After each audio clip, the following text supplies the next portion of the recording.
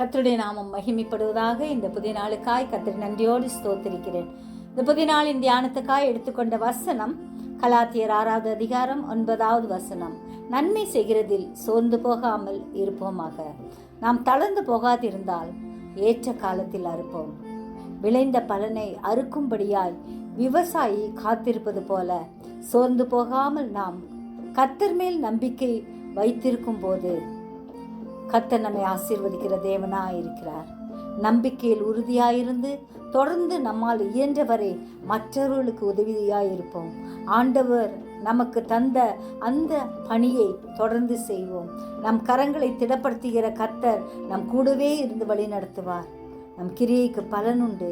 ஆத்தும ஆதாயம் செய்வோம். முடிந்தவரை எளியவர்களை தாங்குவோம், உதவி செய்வோம். கர்த்தர் நம்மை வழி நடத்துவார், கிருபை தருவார். செபிப்போமா? ஜீவிக்கிறதா நல்ல இயேசுவே, அருமையான நாளுக்காய் நன்றியோடு ஸ்தோத்திரிக்கிறேன். இந்த புதிய நாளிலும் வேண்டிய கிருபைகளை ஒவ்வொருவருக்கும் கட்டளையிடும்படியாய் கெஞ்சுகிறோம் ஐயா. நன்மை செய்கிறதில் நாங்கள் எந்த நாளிலும் சோர்ந்து போகாமல் எப்பொழுதும் எல்லாருக்கும் உதவியாயிருக்க எங்களை தகுதிப்படுத்துங்க.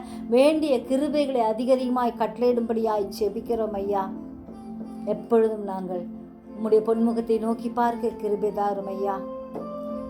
அப்பா, உம்மிலே உறுதியாய் தரித்திருக்க, உண்மையே பற்றி கொள்ள எங்களுக்கு வேண்டிய கிருபையை அதிகப்படுத்தும்படியாய் செபிக்கிறோம் ஐயா.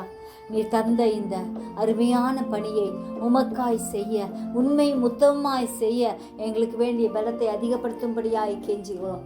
நாளுக்கு நாள் உண்மை அறிகிற அறிவில் வளர கிருபை தாரும். அநேகருக்கு சாட்சியாய் எங்களை வைங்க அப்பா. வாசிக்கிற நிருபமாய் பிரதிபலிக்கிற கண்ணாடிகளாய் நாங்கள் வாழ கிருபை தாங்க.